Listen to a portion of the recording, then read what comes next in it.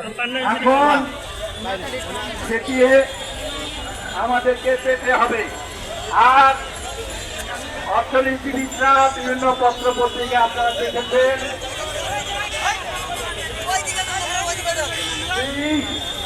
25 লক্ষ কোটি টাকা